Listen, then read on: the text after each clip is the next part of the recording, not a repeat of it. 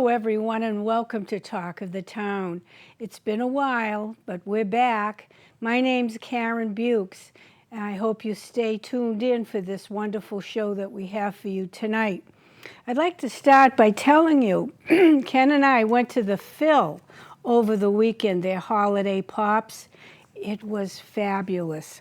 You know, if you ever get a chance to go and listen to the Philharmonic, it's our very own Plymouth Philharmonic. It's wonderful. And it kicked off our season with happiness. And a lot of people were there. And I was looking through the book for, you know, all the sponsors. And one of our sponsors, Cape Auto, also supports the Phil, and it's a wonderful venue. Please go if you ever get the chance. Now, we're going to say hello to our sponsors, and first up, as always, is Cape Auto Body, because they were our first sponsor, and they've been with us many years. I love David and Kevin very, very much, and as you know, they have two locations, Sandwich and Somerset Street, right here in Plymouth. And they do a wonderful job for you and at a great price, and they help you a lot, and I wouldn't go anywhere else. One Stop Painting, owned by Jeff Cohen. You know what Jeff does. He's a philanthropist in town. He does a lot of charity work, but he also happens to own One Stop Painting. They do the gutters and the painting and the wallpapering, excuse me, deck staining. They do it all. And they were just at my house doing the gutters, and they do a fabulous job. I mean, Kenny and I can't get up there. Brewster PC Solutions. Wrestling is a good friend and has a wonderful little business there, anything to do with computers or printers, and he does it very well. Electronics is his specialty. And someone dear to my heart, Dick Quintal, Quintal's Farmers Market. One Scobie Circle in Plymouth at the Industrial Park. That's where we are, PAC TV, off of Cherry Street. Dick's Farmers Market has fabulous fruits and vegetables and specialty Portuguese foods and breads, and he's open on Saturday and Sunday indoors, so rain or shine. And the hours are 9 to 5 p.m., Saturday and Sunday. Quintal's Farmers Market. One Scooby Circle. I never know whether to say Scooby or Scobie. I like Scooby. And as you can tell, I have a little cold, but I feel better than yesterday, so that's good. Now for our guest. I've been anticipating this and looking forward to it. I say with first-hand knowledge that tonight's guest has a famous eating establishment that has been a landmark in Plymouth, and you know it's a landmark. His restaurant is known for its great home-cooked, delicious foods, and because of that, he and his family are respected, not only in Plymouth, but for far and wide. He agreed to come on here tonight to give the people of his beloved town an update. Please welcome the king of Ernie's Pizza, Mike Pimental. Welcome. Hi, Sharon. Hello. Thank you for that introduction. Oh, you know, Ken and I have been looking forward to you coming on, and we don't do the show every week, but starting in January, we hope to do it at least twice a month with quality people such as yourself. And I'm telling you, I'm happy for you, but I'm sad for Plymouth, for us, because Ernie's was one of the places to go. And we had wonderful time there. Great food, great service. The girls were wonderful. And I believe your son is the manager of the bar, Matt? Yes. Wonderful boy. We're going there after the show tonight. probably be the last time. But we try to go at least twice a month. And our favorite place. We'll start this way, Mike. How long has Ernie been established? Okay, December of 1945, my father was discharged from the Navy after World War II, and prior to him going in the service, he was actually living in Sagamore, and he worked for Coca-Cola. Ernie had the first Coca-Cola run to P-Town, and then when he went into the service, he came back to his hometown, Plymouth. Pimental family, affectionately known back then as the Rat family because there were so many of them. There were 10 of them, and so my father came home and he started a couple weeks after he got back a restaurant where the North Plymouth Post Office is now. That was Ernie's Grill, and he was there on that location from December 1945 to around 1951, and with the help of his brother-in-law, Pete Rubattini. Pete was married to Ernie's sister, Bernie. He backed him, and they bought the property on 330 Court Street on the corner of Cherry Street. So been really on that location for just about 65 years. And he did it in wartime, right after wartime, right during wartime? Yeah, right after the war ended, he got home. And that wasn't easy. I mean, No, at the time, I didn't come along till, almost 10 years after that. At the time, he had 3 small children, but they were simpler times. You could open up. He was in the kitchen. My mother was out front waiting on customers, and, it grew a little bit. Large family, a lot of friends. North Plymouth was a very close-knit community, especially back then. Life revolved around the Plymouth Cottage, and naturally that's where a lot of his customers came from. At the time, there were a lot of Portuguese, lots of Italians out in North Plymouth, and it was a unique place. He had foresight. He had gumption and foresight. Yeah, and again, simpler times, starting a small business. Excuse me, a little bit different today. A lot of regulation. A lot of it, is good. But a lot of it is really bogs small businesses down. But back then, a will to work and a cigar box to put the money in, and away you went. I love it. I can remember my Uncle Johnny in his store, and he had a meat store, and he sold milk and bread on the side. And he taught me how to cut, carve, whatever, but his cigar box served a purpose. And I can picture him today. You couldn't do it today. A cigar in his mouth, the ash this big, and cutting meat on the on the block. Sounds like Pete Rubattini. Was wonderful.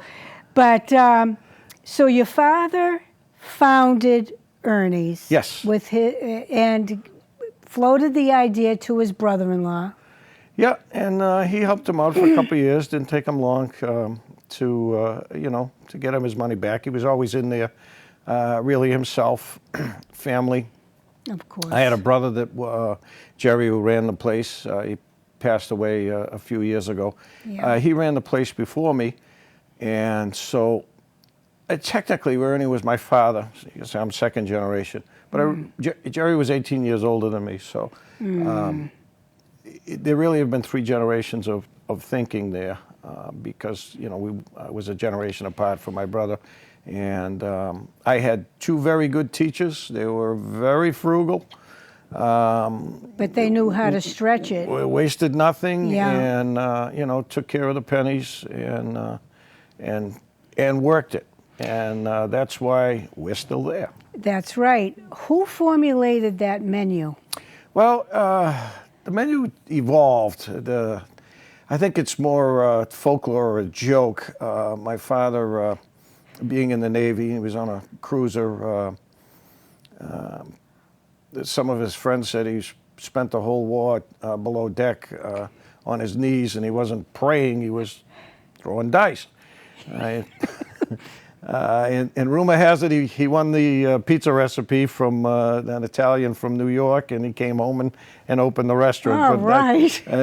the story sounds good, but Yeah. you know, early on, it was a lot of Italian specialties, but it just evolved. He had the attitude that if someone wanted to buy it, he'd be willing to sell it. And you know, the menu, it grew and grew, and it's really stayed with us. So you know, the home style meals, the comfort foods, which pizza is, and the pot roast and the fish. And you stuff your own cohogs, which are delicious. Yeah, we make just a little, you know, a little Portuguese, some Yeah. Portuguese sweetbread in there, and some of the chouriço that's Yeah. was very well known in North Plymouth more so years ago. Still, Did they make their own gnocchi or tortellini back then? so the tortellinis generally you could always find at some of the restaurants in North Plymouth. I know Quintal made Yeah. them. He made them and sold Yeah, them. you can generally find a variety of older women with the old Italian recipes. Yeah. Very labor-intensive job. Yeah. Those little things need to be folded individually by hand, and And on your feet, you know, doing that all day. It wasn't easy, but boy, delicious. You know, we have our favorite meals there, and you always think you're going to get something else. We vary once in a while, but I'm telling you, there's nothing like your fisherman's platter or your pizza, your stuffed cohogs. Everything is great. So, I mean, I was sorry to see the Colonial go. yeah, and I understand how the emotion of what's happening here, and I'm sure people understand. It's a tough decision. It was a tough decision for us. I'm sure it was tough. But it's one that's been in the works for quite a long time. Going back and We've been forth, dancing with yeah. CVS for 20 years. Really? A variety of developers, even this developer that I'm dealing with, from the first time I talked to him to today, it's been over 2.5 years that we, you know, since we started talking. There's some uniqueness to the property, and The tree. first and foremost, the tree, the great big copper beech that was probably planted when the house was built, which was around 1880. That was the original home that was there. It was owned by a family named Brown, and he was the superintendent at the Plymouth Cottage Company. Now he married a hedge. Ah. And there were very few families back then that owned a considerable amount of land, and they were all tied into Cottage Park. And Hedge owned a big block from behind the Hedge School all the way to the ocean. Wow. And he gave his daughter, this was a wedding gift, was the land. I don't know the deal on how the house was built, but if you look at the original structure, you know it was someone of means back in the 1880s that built this because of the quality of some of the Yeah. workmanship, a couple of dry wells that are on the property, and things like The that. beams, everything was solid. They told me the parking lot in the back was a big orchard, a lot of fruit trees and stuff back I there. know. But that's probably when that copper beech was planted. So people ask me all the time the age. So that tree is a copper beech. Yes. That's not a Japanese maple? Nope. No? It's a copper beech, and that's why it's as big as it is. I think the soil situation and everything is just right for it. That's why it thrives and it's done well. I've never seen a live branch fall off that. It's I know. very sturdy. What about the magnolia? The magnolia, I don't remember. God, we must lost that about 20 or 25 years ago. We thought Yeah. it was dead. We were getting ready to cut it down, And then all of a and it's bounced back. And I think they're even going to try and save. Yeah, Try I and love save that, that. but it depends because of the way the property slopes there. Yeah. That may be too difficult, but they certainly have worked out a plan to You know keep why? that copper There'd beach. be, including myself, a bunch of people surrounding that Yeah. tree, you know. Well, one of the tough things was to find a developer or a tenant, someone that wanted it, that would be respectful of it. The easiest thing to do would be to remove it, and that certainly would make life easy for everybody. But you know, I have an attitude too that all living things on this planet someday are going to go. I hope they don't do everything in their power and keep it, and then it dies from natural causes like I next hope year so, too. on its own. Yeah. I can tell you the gypsy moths did a number on it this summer. Oh, throughout Plymouth, it was awful. So Yeah, so how do you like the permitting process? well, boy, did I get an education. Oy. And my own personal opinion without is that I think the town has a lot of things to pay for in the near future. New high school, sewer. I include the town hall, whether it's being paid for with meals tax money or not. That's money we could have used for something else, power plant closing. I really think when developers come in this town, they really need to make it easier and work with them. These guys, it's tough. Everybody's got an opinion. You know, it starts with the not happen to be the North Plymouth Steering Committee, but you start with the steering committees and get Out their of input, respect, and yeah. and you hit the various boards, and everybody's got an opinion, Yeah. and sometimes the same board, one guy speaks, and then the next guy speaks, and he really says the total opposite. So you know they Yeah. got you going in every different direction. That's why the speaker at the podium sometimes will say, I just need a little guidance here. You know, what is it that you want? Yeah. You know, I'm open to whatever. And you'll have the favorites. Some will say they want sidewalks, others will say I want lighting, and it goes from there, and then others are into bushes. And then you get into the ZBA.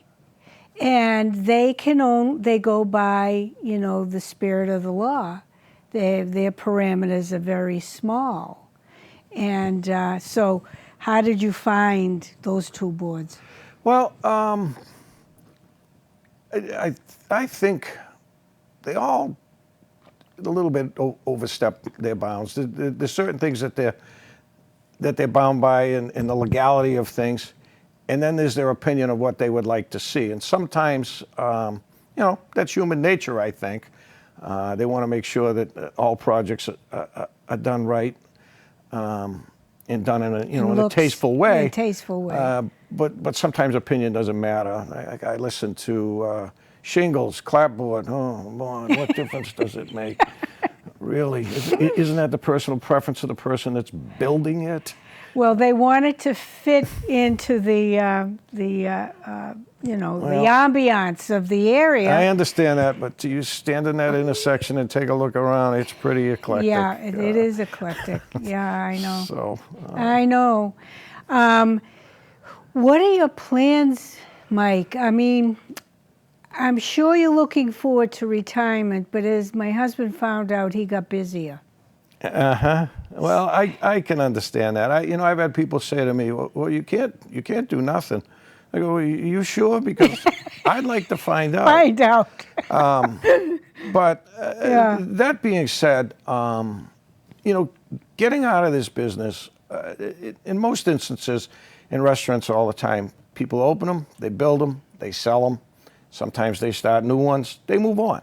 We happen to own this one for 70 years, so, and that's Unheard of. yeah, it really is, but it's a family thing. But the business is a grind. It's tough. It's tough on families. It's nights. It's weekends. It's holidays. 24/7. And it can be 365 days a year. Yeah. So It's tough. I was I grew up in it, so you kind of get used to it. But it's tough. And now you want to sell it, and it's difficult to sell because the banks are too smart to loan anyone money to get into the restaurant business. So you take back the paper, you become the bank. The next person, if they fail, you end up back with the property, and now you've lost all your customers. We were fortunate that the land value exceeded the value as really as a restaurant. Like I said, the original building goes back to 1880. The additions go back to 1960s. 30 years ago, we remodeled, and now that's 30 years ago, which is probably longer than, with the exception of maybe Mamma Mia's, probably every other restaurant in town, just since our last renovation. And, you know, so we got an opportunity to get out, but we still have a product that people want. And I don't necessarily want to throw that away. The businessman in me. So we're looking, it's taken a tremendous amount of energy to shut this down. You can well imagine, I'm running short staff, people are worried, they got an opportunity to go work somewhere else. They're going to do it. And I don't blame them. I got a few loyal people, some people that I'm working to death because that's all you have right now. We're busy. And we're very busy. I saw all the cars tonight. Oh my goodness! And so that makes it even more difficult. But because of that, I haven't had really the time that perhaps I had hoped by now. You know, to start looking around, and figure out what we're going to do. You know, I got to catch my breath. It'll take us probably 60 days or so to empty the building. Well, you know, Kenny just told me tonight the Pocket Pub is moving out. Yeah, there's a lot of, you know, I've poked around here and there, but I want to make sure the situation's going to be right. It's very demanding, the size of the place that we do now and the way we run it, because we believe, you know, you got to be there every day to watch everything, or you won't be successful. So it's a matter of finding something that, in this day and age, you know, I got a son who's interested in staying in the business, and he's Matt, my son Matt. He's wonderful. He's fantastic at customer service, better than I ever have. Little people, older people, he's got a great memory. Everybody likes him. He knows what you want before you know what you want, and he'll come to the table and he'll say, "That's right."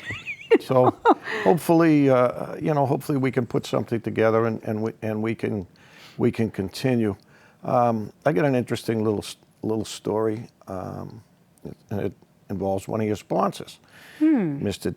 Dick Quintal. Well, Dick, like a lot of other people, worked at Ernie's. Dick's father worked at Ernie's. Ooh. In the time between when Dick's father was in business and Dick got into business by himself, he spent a couple of years working in our kitchen. And I think Dick has a lot of respect for my older brother. You know, he worked closer with him at the time than with me. Well, this week I got an email from Dick, and he knows I'm short-staffed, and he said, I don't know how much I can do anymore, but I know Saturday night is your last Saturday night. I said, by all means, will you please come in? And he's coming in Saturday night, and he's going to help us make some pizzas. And my other chef that works for him now, my old chef, I got him coming back that night because we were short-handed. So Saturday night is this Saturday night is your last night. I think we should go.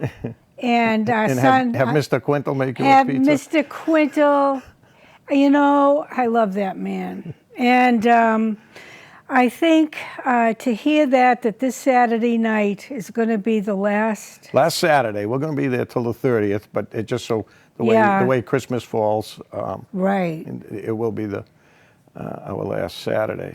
So Dick is coming in to help. Yeah, he's coming in to help on pizzas. That's one of who he is. Yeah. You know, he's like that. Yeah. He's a good man. Oh my goodness. I'll ask our son, because he loves Ernie's. You want to go to Ernie's? He loves playing the Keno too. Oh, that's good to hear. So his father and Dick worked there. Yes. Yeah. Oh my God, who else worked there? Oh my God, there's just. Did the Tavares boys work there? There's so many. there's so many different people. I mean, I can't. Again, I said I have a bookkeeper. Yvonne was Resens. It's now Bonzagni. Yvonne started working for us in 1963. Oh, yeah. And she's still our bookkeeper, and she's got a nice big thick book, and has a date of everybody that worked there, and the date they started and the date they ended, and there's just hundreds and hundreds of people. Back in those days, we used a lot more kids than we do now. Yeah. 14, 15, 16-year-olds, doing dishes, maybe helping out in the Dr. kitchen. Mark worked for you. Yeah. As a kid. And he loved it. I mean, his mother and father had to have the pizza, and his father still dreams of it today, even in the nursing home. And once in a while, Mark brought him down, and his memories just flooded him, And but everybody has a story, I think the worst thing that the Colonial did was get rid of the booths. The booths are so important to any restaurant. You can have tables, but the booths, I have such a fondness to a booth. Well, one of the Marinos and they still are my dear friends. Yeah, they're a good family. One of the things I think that they were trying to do there is, when they were young, when they were kids, their father ran the place, and he was feeding one family out of there. Well, yeah. And as your kids want to stay in the business now, there's 3 families. They got to be fed out of the same space, and that's that always makes it difficult. So you're always looking for ways to increase business, and when the father died, it sort of took the heart out of it, but the boys worked hard. They did. They worked very hard, and very simple. Menus were very similar. Home cooked food. Just keep it simple. Yeah. And everybody had their favorites there. Fried chicken. Yeah, fried chicken. Honey somebody else chicken. Was pork cutlets. Somebody else, and when we see a lot of that. One of the after they did close, I will tell you, it was when I put pork cutlets on our menu. Yes, simply and thinking that those people would be looking. And Kenny did. Kenny would get that often. The Ernie sign out front, you've got to keep it, or at least maybe auction it off, or do something significant with it. Yeah, I think as far as the memorabilia type end of it, but absolutely, that's one of the things before souvenir. And even the Ernies, the scrawl on the side. Yeah, I mean the face plates, the 2 face plates. The rest of that sign now is old as to what's holding it up, but the 2 face plates will pop right out of there, and we certainly will keep those. I love that sign. Something you have to keep it. Do something with it. That was designed for us. We've had a few different logos through the years, but I think that probably goes back about 30 years now. And I think Glenn Silver, Glenn had a sign company here in Plymouth, and he was the one that originally did that sign for us. We've been here 42 years, and it was Ernie's, Mamma Mia's in Kingston, because that's the only one they had at the time, and the Colonial. And that's what we did, I mean, those 3. And as you can tell, all those 3 had good home-cooked meals. Well, we were, the restaurants back, I'm going back to the 60s, everyone closed the day. We closed Wednesdays. Colonial closed Thursdays. Durham McGrath's closed Tuesdays. I think at the time the Bluebird was where the old 60 and 20 was. Yeah. They used to close on Monday. So everybody took a different day to close, because back then you could do and you had star lunch too. Days. Yeah, and kind of everybody took a day, and then even it was about probably 12, 14 years ago. that I decided to open the Wednesday, simply because there's a lot of times I'm there doing work anyway, and just hearing the phone ring and saying, well, I think the town's big enough. We certainly can be open 7 days now. Now you close Mondays. You Yeah, were. well, we closed Mondays again. When I started to lose staff, it was easier just to give up a day. So I gave up a slow day, and then that's a day we can get caught up on some things. So just trying to keep going. I know, and which you did very beautifully. Now Matt will take over, hopefully, the new Little Ernie's, and it'll be more pubish or grillish. Yeah, well, my father's original name was Ernie's Grill, Yeah. and that sign still hangs behind our bar, one of the original signs that goes back to the 40s. We've probably been Ernie's Restaurant for 50 years, but yet some of my invoicing that comes in from some of the beer companies and stuff, that's how long we've been Still customers of them. says. They still say Ernie's Grill on them. So it's hope to kind of return to really to where we started. Yeah. Simpler times, way less seats, less to worry about, less to manage. He will do an excellent job because he does that now. Yeah, he's, like I said, he's the customer service end. He's great on it. He spent a little time behind the pizza bench, so he knows how to make sure that stays good. And those are the main things. The rest we plan on filling in around, some of our other favorites. Yeah. What do if I could live in, there's a few areas in town I would live in. One is Chiltonville, because I think that is eye candy, especially where the farms are. To me, it's eye candy. North Plymouth. I love my Manomet because I'm near the ocean, which I adore. But there are a few streets in North Plymouth that are just magnificent. And I always have Kenny take me up and down those streets because I love looking at the houses. What would you like to see other than what is there now come into North Plymouth? Well, we were waiting for the past, oh, good Lord, almost 20 years, I would say. The potential that exists down at Plymouth Cottage.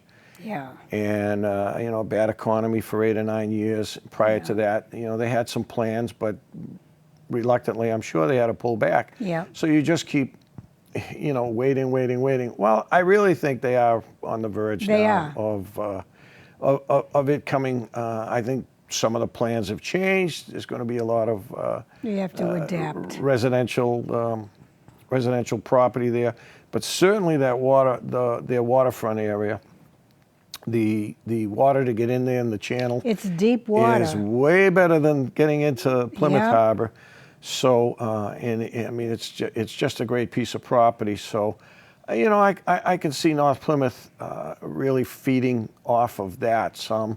There are some areas that have gotten a little bit run down. I hope we can get the right landlords in there and get things cleaned up. But that's the nature of when the Cottage Company built a lot of their own housing for their own employees. Yeah. They built them so well. They're well made, but they're 4 families, 2 families, and some of these some landlords sometimes they buy them and they get caught in a situation when property values may be dropping, so they're not spending the time or the money on some of them, and they tend to get run down. And some of that's fairly close. I hope some of that can be cleaned up and just keep a nice little village. Yes, a nice little village. I'm always amazed that when things start to turn over in one of the villages, let's say Cottage gets up and running. I know they've already started some of it. You'd be surprised, and I know you know this, all the way down the line, people start sprucing up, they start adding on or rebuilding, and look at the beautiful apartments they're building in the old Curtin place. very well built. Yep. And it looks like it's going to fit in really nice. Yep, that was the old Knapp School, I guess. So they've named the project is named after that. Yes. But yeah, North Plymouth has as a village has its own history, and especially going back with the cottage. You know, and some of those properties along the water, where the reservation is, and that's a nice piece of land to have in Plymouth, knowing that it will always remain open like that. And some of those homes down there, because those originally, like Holmes Terrace, originally Knapp belonged to a Terrace, lot of the yeah. executives that worked Beautiful homes. worked at the Cottage Company years ago. Yeah. So, You know, he's going to put in restaurants and things. yeah, I spoke with them briefly about the possibility of being down there. Right now, it's tough because with their medical use during the day in the college, Oh, yeah. there's not a lot of parking, and I know the one place that they had, the preferred tenant that they would prefer would be just exclusively nights. And I know they're planning on doing some things down on the water and whatnot. Yeah, absolutely. So we'll see. Yep. No, we're very excited about it because I think it's going to bring a boom to that area. And, you know, I had Cottage Park down here, the marina especially, and the rejuvenation of North Plymouth. To me, a lot of people have been waiting for that. You know, there are a lot of town meeting members in that area, the North Plymouth Steering Committee. You know, they have such great pride.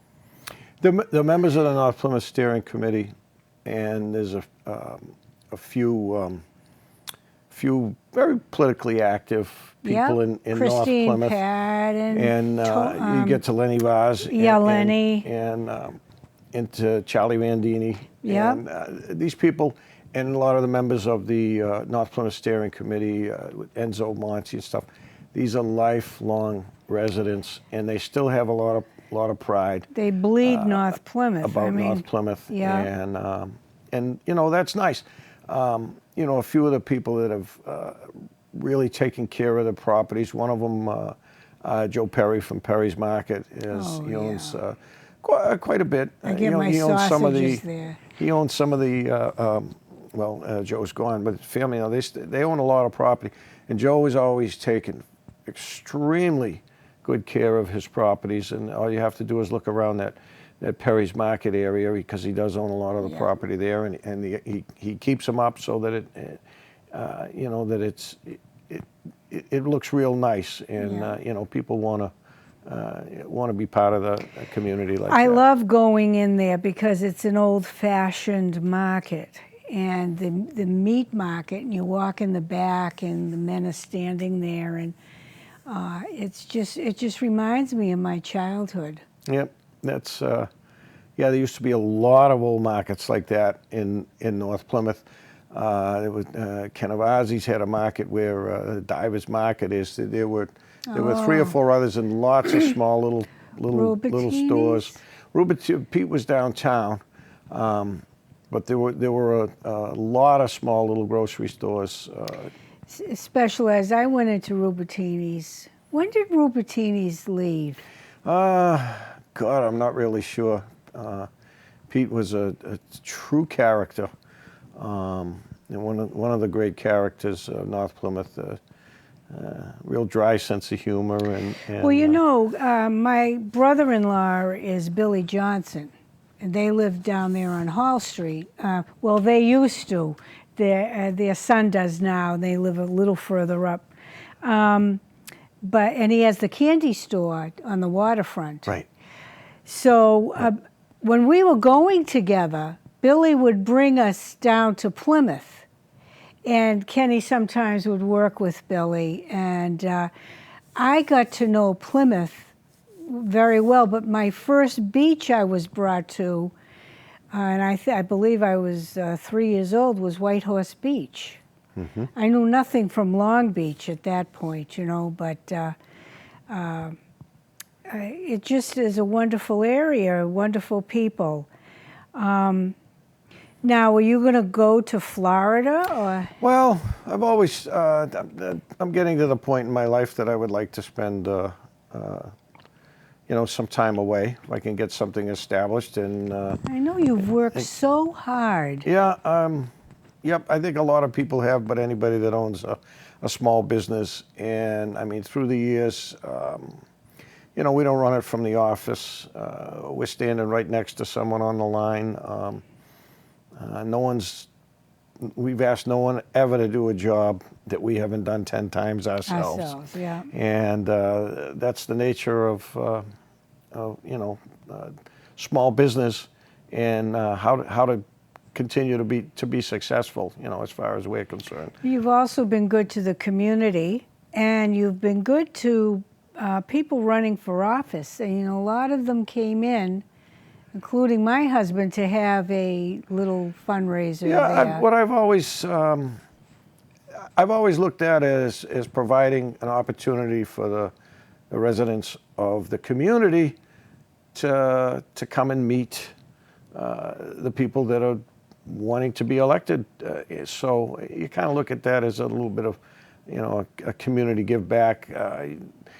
You know, everybody's on a tight budget, so you know, you give them the room, let them do it, let them, you know, they order a few pizzas or something, and you know, we're happy, and it keeps people coming through the door. Right, that and your grape nut pudding.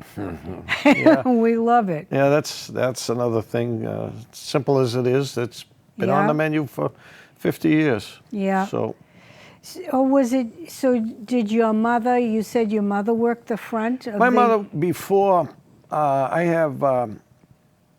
There were 5 of us kids. My brother was the oldest. There were 3 girls in between, and then I came along. Well, so you were the baby. I was the baby, and there were the 3, and then there was a space of about 7 or 8 years, and so by the time I came along, my mother was home. You know, she still had an influence down there, but with my sister that was a couple of years older than myself, she was home. But in the early days, yeah, she started. You know, she was in the front of the house, and he would be in the back, and you know, it grew from there. There were always family members to help out, and again, way simpler times back then. Right. Did you have Christmas parties and things of that nature? Yeah, there were always actually some, you know, bigger parties, which is one of the reasons why back in the 60s my father added that big back room. We used to do weddings and yes, and bigger functions, and yeah. And then as the town grew, we kind of went smaller on the functions and just took the day-to-day stuff. But back then, if you could seat 100 people, you know, it was a lot. But nowadays, you can get a wedding. That's a small wedding nowadays. So. It's hard because I knew people who were looking at restaurants, and they said, "Oh my God, we'd have to sit 150. Not sure we can fill that." Right. You know, and has to be considered. Yeah. And you know, what intrigues me is that little Italian restaurant. What is that? I forget the name of it. In Northport. Tuscany Tavern. Tavern. Yeah. How is that doing? You know, they have some ties to the city, to the North End, which generally is very good food. Yeah. You know, Italian food. Obviously, not a lot of overhead there, but they have maintained for. You know, time flies to me, but I would say at least 14 or 15 years that I can think of. So when Ernie goes out to dinner, where does he go? Well, when I go, and I generally go once a week. But like anybody else, I have my favorites. I get on a kick. Well, you get, I go to 6 or 7 different places, and if you only go out once a week. Yeah, that brings so you right through. You eat the same thing every time you go there because Yeah. it's been 6 weeks since you Yeah, had it. So, right. But, you know, you find that with anybody. I tell people that I watch them in my restaurant. They come in and basically order the same things. And but if you like it and you're Why coming in not? once a week. Yeah. Why not? Now, how old was Matt when he first started, and how did he start? What did you have him do? Well, he started doing dishes. I think he was 14 at a young age. He's the oldest of 3 boys that I have. He is there full time. I got another one that's there part time now. I don't think I've ever met him. No, no, he's a back of the house kind of guy. Oh, in the kitchen. Oh, my 3 sons, their personalities are all very different.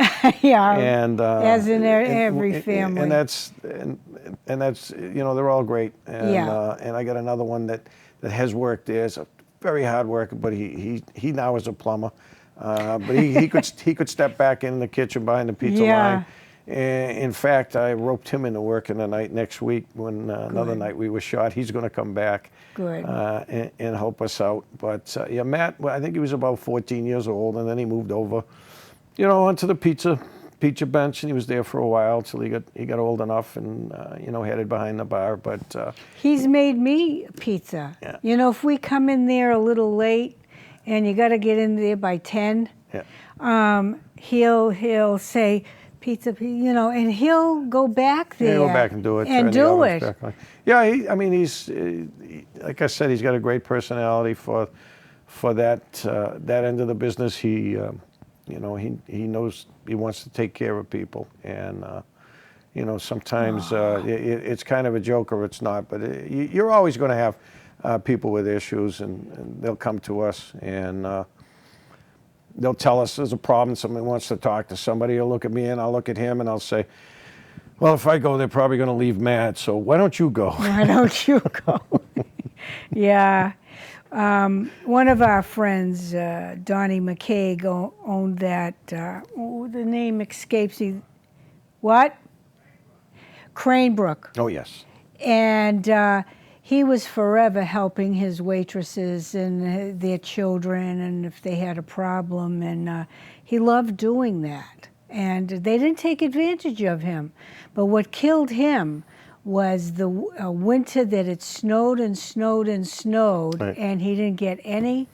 Yeah, it was definitely a destination location. Yeah, it's not a drive-by philosophy where he was. Yeah, you had to get in the car and really want to be there, and it ruined him. Yeah. That one winter. This is a tough business. Like I said, the banks. It's not that the banks won't give you money, but they won't give you enough, and you got to go find a second. You got to, if you're buying a piece of property, sometimes it's the only way people can get out is to be willing to loan back the money. Nobody's rich. No, you know, nobody. You've earned every penny. Well. And it's not easy. And to be in the restaurant, even a breakfast nook. You've got to be there at 5 a.m., maybe 4:30. Well, it's every day. Every day. And you know, I tell people this isn't like the NFL where you gear up for Sunday and then you wait 6 days and do it again. Yeah. And you can be busy, and all that means is tomorrow morning you got extra work to do because you got to restock everything that you sold, and you do it again, and you do it again, and you do it again, and you try and the consistency is the key that I try to instill upon my people, you know, to be consistent, to make sure everybody does everything the same way. You know, you reminded me, your waitresses, in all the years, not one time was anyone in a bad mood. Yeah. They probably were inside. Well, they never showed it. They go into the kitchen and then grumble, and then it's show business. Show business. You got to go back out there. Wonderful, and they got a good tip because of it. Yeah. You know, they know that's okay, no problem. You know, I have I've had some long-time employees for a lot of years, even years ago. But right now I have, I got one guy in the kitchen who's really backboned and really been great keeping us going. He's been there over 30 years. I got two bartenders. Yep, I know them, yeah. Bobby at night and Yeah. Judy during the day. Bobby's been there for 30 years. Judy's been there since I think 1974. Yeah. So she's been there even longer. And it's, but that's the type of place because they become It's a much neighborhood. extended families. Those people are more than employees. They work for us, but they work with us. Yeah. And Where everybody knows your name too. You know that? yeah, A family neighborhood restaurant. Yeah. It's we're losing them left and right. yeah, we made this decision quite some time ago, to move in this direction. Again, I still have three sisters, and I lost a brother to cancer 4 years ago. And, I try and remind myself that you get the opportunity to take advantage to, as I say, to smell some roses. That's important. Do you play golf? I used to play a lot, and I Yeah. said I would get back to it when I have the time because I'm not the type of guy that wants to play once in a while and aggravate myself. I want to be able to work at it and be good at it. So, You should join the Lions. so You should join the Lions. You would get David Gallerani and Kevin are in there, and I bet Well, everybody you know is in there. and they met at Ernie's for 40 years. Yeah. So it's been a while now, but a lot of them are still involved there. Oh, they are. Lions were always a Charitable. and very active group Very. socially, and they have a lot of fun with They themselves have together. the gamut of every type of personality you'd ever want within the group, and somehow everybody gets along, and they just do good work for the community, the charity, the thousands of dollars they give away. Well, if you go back to the 60s and 70s, we had the Kiwanis Club, we had the Lions Club, and the Rotary used to meet at Ernie's for various days. But again, it was always that type of place. We had that the room in the back that they would. But we still have some other groups that are finding it's a cruel world out there, looking for a place to meet regularly. Where they get spoiled by our hospitality and reasonable prices. And reasonable prices. I don't know where you can go for I think it's $7 martini. I don't know, but you go everywhere else. It's a lot of money, and it's done very well. And I'm going to miss you terribly. Well, but I understand. Yeah. I don't want you to listen. You've made your decision, and it's a good one for you and your family. And we are going to look forward to Matt's adventure. Good, and it's the emotion, the amount of energy it's taken to wind this down is far greater than I anticipated, and I'm finding that a lot of the public is way more emotional than I am right now. But you will be later. Obviously it's gonna hit me. I get up every single day that I'm in Plymouth, and that's where I start my day. Sometimes it's for 4 or 5 hours. Sometimes a little bit longer. We see your vehicle parked there. Yeah, bright and early. Sneaking early before anyone can bother me. Doing your paperwork, whatever you're doing, and Kenny will say, he's in the house. So, I mean, you're loved, and you'll always be remembered for that, and your good food and your hospitality, and I'm just so tickled to have you here tonight. And I'm so tickled to hear that Dick Quintal is going to be making pizzas Saturday night. Celebrity pizza chef. So you should say that. You should come out, and Dick should come out with the hat on and deliver the pizza. I think his old nickname was Mr. Cook. Mr. Cook. Yeah, we used to have a piano player back in the day, Anime Herbin, and it's just old people going crazy in our lounge. You know, it was never it was never 21-year-olds. But then she would have a microphone there, and some people would get up and sing. And I think Dick Quintel's stage name was Mr. Cook. Mr. Cook.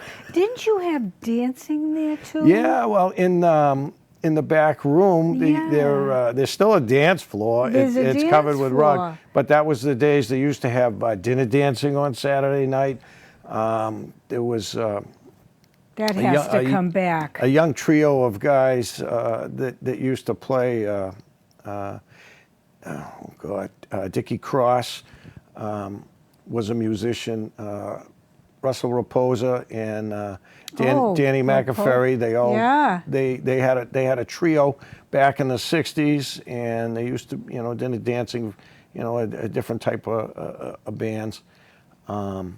Dick Silva would say to me, he would travel from place to place just to go dancing. You know Dick Silva? Dick and I are related. So. All right. Do you know Dick Silva? All right. And most of my relations are on my father's side because there were so many, but Dick is on my mother's side. I love him. So, and we grew up a street apart. So I know it was the Tavareses, the Silvas, your families, Rubatinis. I mean, you just name them all the old names. Yeah, we're there. Yeah, and some of the families. I'm in the house that I grew up in. Oh, I love that. I left it. My father built that around 1951, and there's an acre and a half, and it's between true North Plymouthian might question whether I'm in North Plymouth because I'm behind Seaver Field, and an old North Plymouthian will tell you Hull Street's the cutoff. Yeah. And but I think it's such a fantastic piece of property that after my father passed, I bought it from my brother and sisters because it's just such a great piece of property to be in town and to have an acre and a half. I know, unheard of. And I enjoy, digging in the dirt and playing in the yard. I do too. Planting flowers and vegetables, whatever we do. I just like to get into the soil. Yeah, I think if someone asked me these days, it happens when you get a little bit older, where's your favorite place in Plymouth? I'd probably have to say my backyard. I know. Now, so. I know. I hear the music. Oh, this hour flew by. Well, from my heart to yours. Well, thank you, and thanks for having me. We wish you happiness, health, and relaxation. Great. And we'll be at Ernie's in a little while. And I thank you so much, Mike. It was wonderful having you here. Great. We'll see you next year, and I thank you so much for tuning in. I like to book Ken Tavares.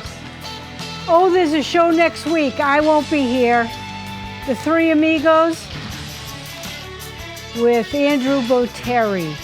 That's right. Thank you, and I'll say Merry Christmas to you now. See you next year.